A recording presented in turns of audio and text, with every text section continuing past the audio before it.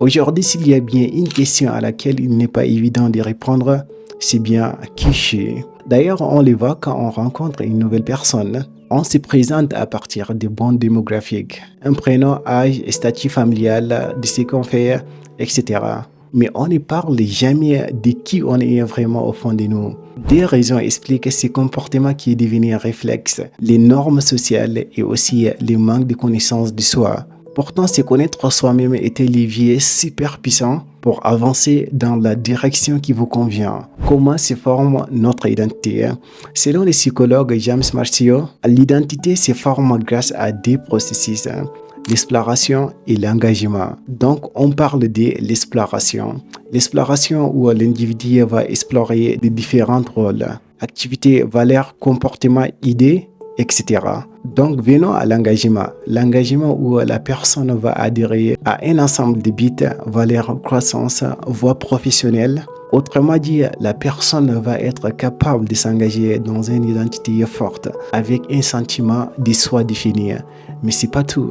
Votre identité est façonnée par votre vécu, en particulier par les expériences que vous vivez pendant votre enfance et pendant votre adolescence. Par exemple, les enfants qui ont grandi dans un environnement sain reçoivent les soins, le soutien, le courage et les encouragements dont ils ont besoin pour forger une identité solide. Et cela donne un sens et une direction à leur vie. En revanche, les enfants qui ont grandi dans un environnement défavorable où ils sont victimes de négligence, d'abus ou de superprotection parentale peuvent avoir des difficultés à développer leur identité. Et le problème ici, entre l'âge adulte, ils se demandent qui ils sont vraiment. Connaître votre identité augmente l'estime de vous et réduit le stress, l'anxiété, etc. En effet, lorsque les gens sont en lien avec qui ils sont simplement plus heureux et ont une vie plus satisfaisante. Par exemple, quand j'étais trop gamin, on me critiquait parfois quand j'ai fait des erreurs. Toi, tu n'es pas bon dans cette direction, tu es nul, tu ne peux n'y arriver. Et vous voyez, toutes ces critiques sont incarnées dans ma tête. Que toujours, si j'ai fait quelque chose et que ça ne marche pas, je me critique toujours à moi-même. J'ai dit, c'est vrai, ouais, je suis comme ça, je ne suis pas à la hauteur, ou ok, je suis nul, et des trucs comme ça, je me critiquais. Mais avec le temps, quand j'ai découvert, ce sont juste des illusions. Avant, je croyais tout ce que les gens me disent, je le prenais personnellement. Et c'est comme ça que je vois mon identité. Mais aujourd'hui, c'est totalement différent. Je ne prends pas les choses personnellement. Si les gens parlent négatif de moi ou ils me critiquent, des trucs comme ça, je ne les prends pas personnellement. Je dis tout juste que c'est la façon dont il me va. Et pour moi, la façon dont il me va, ça n'a pas d'importance. Le plus important, c'est la façon dont je me vois. C'est ça le plus important. Et cette question m'a sauvé complètement la vie.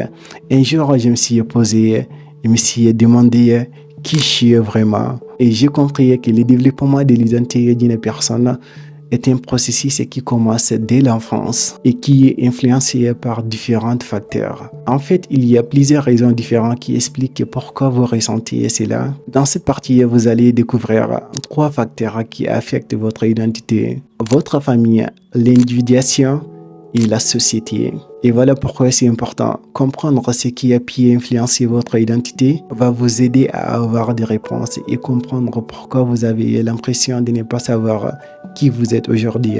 Et n'oubliez pas que la construction d'identité est un titre, est un processus qui continue toute une vie. Donc pas de panique et il n'est jamais trop tard. Alors on parle de la famille. La relation d'un enfant avec ses parents ou les membres de sa famille détermine si l'individu développe ou non une identité saine et solide à son entrée à l'âge adulte. Voici l'histoire de Nora.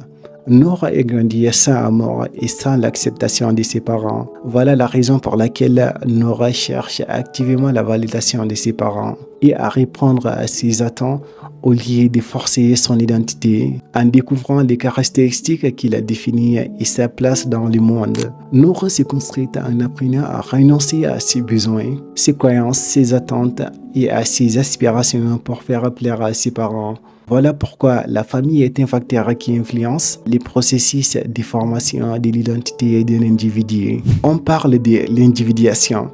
L'individuation est le processus de formation d'une personne est stable et unique. Plus précisément, c'est le processus par lequel un individu peut développer son identité propre, séparée de celle de ses parents et de son entourage.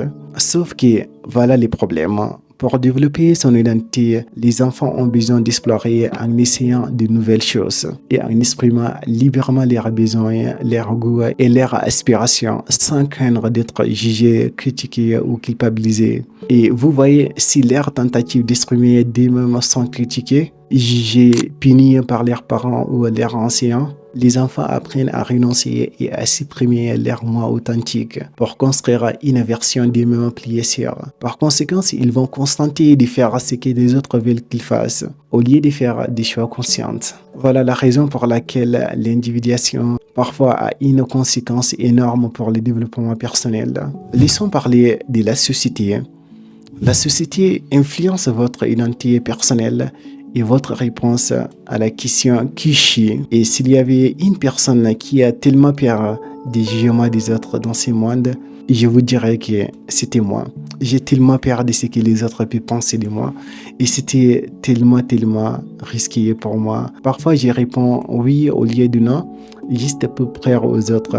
Pourtant, j'ai le droit de dire non. Par conséquent, la façon dont vous percevez votre sentiment d'identité est aussi façonnée par les attentes et les valeurs de la société dont vous faites partie, les coutumes, les cultures, les médias et l'image que les autres renvoient de vous. Par exemple, vous pouvez avoir une identité confiée, je ne sais pas qui ici, si certains aspects de qui vous êtes de votre identité ne correspondent pas aux attentes, aux valeurs et aux caractéristiques de la société dans laquelle vous vivez. En effet, si vous vous sentez non accepté ou déplacé dans l'identité collective, vous allez entrer en conflit avec votre identité personnelle, finir par vous conformer et réunir certains aspects de qui vous êtes. Alors souvenez-vous toujours de ceci, mes chers amis.